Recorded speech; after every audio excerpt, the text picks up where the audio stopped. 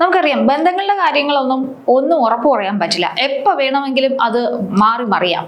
ചിലപ്പോൾ നല്ല രീതിയിൽ മുന്നോട്ട് പോകുന്നൊരു ബന്ധമായിരിക്കും പെട്ടെന്ന് വഷളായി പോകുന്നത്. അത് വ്യക്തിബന്ധമായിക്കോട്ടെ, രാജ്യങ്ങൾ തമ്മിലുള്ള ബന്ധമായിക്കോട്ടെ. ഒരു കാര്യവും ഇല്ലാതെയാണ് UAE ഉൾപ്പെടെയുള്ള GCC രാജ്യങ്ങളെ ഇറാൻ ആക്രമിച്ചത്.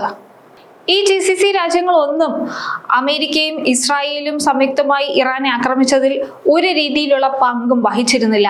എന്നിട്ടും ഇവയെല്ലാം ആക്രമിക്കപ്പെട്ടു.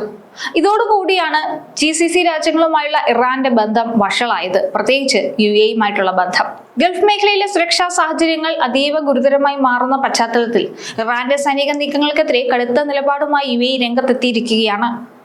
വർഷങ്ങളായി കെട്ടിപ്പടുത്ത സാമ്പത്തിക സ്ഥിരതയും സമാധാനത്തെയും തകർക്കുന്ന തരത്തിലുള്ള കടന്നാക്രമണങ്ങൾ അംഗീകരിക്കാനാവില്ലെന്നാണ് ഭരണകൂടം പറയുന്നത്. ഡ്രോണുകളും മിസൈലുകളും ഉപയോഗിച്ച് ജനവാസ കേന്ദ്രങ്ങളെയും വ്യവസായ മേഖലകളെയും ലക്ഷ്യമിട്ടുള്ള ഇറാന്റെ നീക്കം ഗൾഫ് രാജ്യങ്ങൾക്കിടയിൽ നയതന്ത്ര ബന്ധങ്ങളിൽ വലിയ വിള്ളൽ വീഴ്ത്തി കഴിഞ്ഞിരിക്കുന്നു. UAEക്ക് പുറമെ ഒമാൻ, ബഹ്റൈൻ, സൗദി അറേബ്യ തുടങ്ങിയ അയൽരാജ്യങ്ങളിലേക്കും സംഘർഷം വ്യാപിക്കുന്നത് മേഖലയെ ഒരു വൻ യുദ്ധത്തിന്റെ വക്കിലെത്തിച്ചിരിക്കുന്നു. സുരക്ഷാ മുൻകരുതലിന്റെ ഭാഗമായി വിദേശ രാജ്യങ്ങൾ തങ്ങളുടെ പൗരന്മാർക്ക് കർശന നിർദ്ദേശങ്ങൾ നൽകി കഴിഞ്ഞു. ഇനി ഇറാനുമായുള്ള ബന്ധം പുനഃസ്ഥാപിക്കുന്നത് ദുഷ്കരമായിരിക്കുമെന്നാണ് UAE പറയുന്നത്. UAEയുടെ വിദേശകാര്യ സഹമന്ത്രി ലന നുസൈബയാണ് ഇക്കാര്യം അറിയിച്ചത്. ഗൾഫ് മേഖലയിൽ ഇറാൻ ഉണ്ടാക്കിയ നാശവും അരക്ഷിതാവസ്ഥയും കണക്കിലെടുക്കുമ്പോൾ പഴയ ബന്ധത്തിലേക്ക് മടങ്ങിപ്പോക്ക് സാധ്യമല്ലെന്നും ലോകത്തിന് മുഴുവൻ അനുകരണീയമായ UAEയുടെ സാമ്പത്തിക മാതൃകയാണ് ഇറാൻ തകർക്കാൻ ശ്രമിച്ചതെന്നുമായിരുന്നു UAEയുടെ വിദേശകാര്യ സഹമന്ത്രിയുടെ വാക്കുകൾ. 7 ലക്ഷത്തോളം ഇറാൻ പൗരന്മാരാണ് UAEയിൽ ജീവിക്കുന്നത്.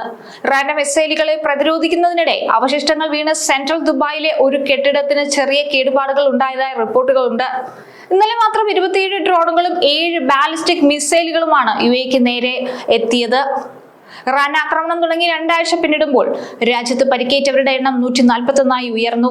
ഇതിനോടകം 285 ബാലിസ്റ്റിക് മിസൈലുകളും 15 ക്രൂയിസ് മിസൈലുകളും UAE നേരിട്ടു. 1567 ഡ്രോണുകളും ആക്രമിക്കാനെത്തി. UN സുരക്ഷാ കൗൺസിൽ പ്രമേയത്തിൽ ഇറാൻ അതിക്രമത്തിനെതിരെ 136 രാജ്യങ്ങൾ നിലപാടെടുത്തത് അവർക്കുള്ള ശക്തമായ താക്കീതാണെന്നും എത്രയും വേഗം അക്രമം അവസാനിപ്പിക്കാൻ ഇറാൻ തയ്യാറാകണമെന്നും UAE പ്രസിഡന്റിന്റെ നയതന്ത്ര ഉപദേഷ്ടാവ് ഡോക്ടർ അൻവർ ഗർഗാഷ് ആവശ്യപ്പെട്ടു കഴിഞ്ഞു. പശ്ചിമേഷ്യ സംഘർഷഭരിതമായിട്ട് ഏകദേശം 2 ആഴ്ച പിന്നിടുമ്പോഴും കാര്യങ്ങൾക്കൊന്നും പൂർണ്ണമായി തീരുമാനമായിട്ടില്ല. ഗൾഫ് രാജ്യങ്ങളിൽ അശാന്തി പടർത്തിക്കൊണ്ടിരിക്കുകയാണ് ഇറാൻ. ഇന്നലെ ഒമാനിൽ ഇറാൻ ഡ്രോൺ വീണ് 2 വിദേശികളാണ് കൊല്ലപ്പെട്ടത്. സൊഹാറിലെ അൽ അവാഹി വ്യവസായ മേഖലയിലാണ് ഡ്രോൺ വീണത്. സൊഹാറിൽ തന്നെ മറ്റൊരു ഡ്രോണും വീണെങ്കിലും ആർക്കും പരിക്കില്ല. ദുബായിലെ തന്ത്രപ്രധാന വ്യവസായ കേന്ദ്രമായ ഇന്റർനാഷണൽ ഫിനാൻഷ്യൽ സെന്ററിന് നേരെ ഇറാന്റെ ആക്രമണ ഭീഷണി കണക്കിലെടുത്ത് കൂടുതൽ ഓഫീസുകൾക്ക് വർക്ക് ഫ്രം ഹോം നൽകി. ഡൗൺ ടൗണിലെ ഓഫീസുകളിൽ നിന്ന് ആളുകൾ ഒഴിപ്പിച്ചു. അൽഖൂസ് വ്യവസായ കേന്ദ്രത്തിന് സമീപം ദുബായ് സെൻട്രലിൽ ഡ്രോൺ ഭാഗങ്ങൾ വീണ് തീപിടുത്തമുണ്ട്. ആളപായമില്ല. ലഭ്യമായ വിമാനത്തിൽ എത്രയും വേഗം നാടുവിടാൻ ഒമാനിലെ അമേരിക്കൻ പൗരന്മാരോട് US സ്റ്റേറ്റ് ഡിപ്പാർട്ട്മെന്റ് ആവശ്യപ്പെട്ടു കഴിഞ്ഞു. അമേരിക്കയിലേക്ക് മടങ്ങാത്തവർ ഒമാനിലെ സുരക്ഷിത കേന്ദ്രങ്ങളിൽ തന്നെ കഴിയണമെന്നും നിർദ്ദേശമുണ്ട്. ഭക്ഷണം, വെള്ളം, മരുന്ന് എന്നീ അടിസ്ഥാന ആവശ്യങ്ങൾക്കല്ലാതെ അമേരിക്കക്കാർ വീട് വിട്ട് പുറത്തിറങ്ങരുതെന്നും നിർദ്ദേശത്തിലുണ്ട്. മസ്കറ്റിലെ US എംബസി കർശന നിർദ്ദേശമാണ് അവിടെയും നൽകിയിരിക്കുന്നത്. ഇതുവരെ 191 ഡ്രോൺ ആക്രമണം നടന്നതായി പ്രതിരോധ മന്ത്രാലയത്തിന്റെ റിപ്പോർട്ടുണ്ട്. 115 മിസൈലുകളും രാജ്യം നേരിട്ടു. സൗദിയിലാണെങ്കിൽ ഇന്നലെ 45 ഡ്രോൺ ആക്രമണങ്ങൾ ഉണ്ടായി. മധ്യകിഴക്കൻ പ്രവിശ്യകളിലാണ് ഇന്നലത്തെ ആക്രമണം. ഗൾഫ് മേഖലയിൽ നിലനിൽക്കുന്ന സമാധാന അന്തരീക്ഷം വീണ്ടെടുക്കുക എന്നത് ഇപ്പോൾ ആഗോള സമൂഹത്തിന്റെ ഉത്തരവാദിത്തമായി മാറിയിരിക്കുന്നു. ഇറാന്റെ പ്രകോപനപരമായ നീക്കങ്ങൾക്കെതിരെ 130-ലധികം രാജ്യങ്ങൾ അണിനിരക്കുന്നത് അവർ നേരിടുന്ന ഒറ്റപ്പെടലിന്റെ ആഴം വ്യക്തമാക്കുന്നത് കൂടിയാണ്. UAEയുടെയും മറ്റ് GCC രാജ്യങ്ങളുടെയും പരമാധികാരത്തിന് മേലുള്ള കടന്നുകയറ്റം മേഖലയിലെ സാമ്പത്തിക വളർച്ചയെ പതിറ്റാണ്ടുകൾ പിന്നോട്ടടിക്കാൻ സാധ്യതയുള്ളതാണ്.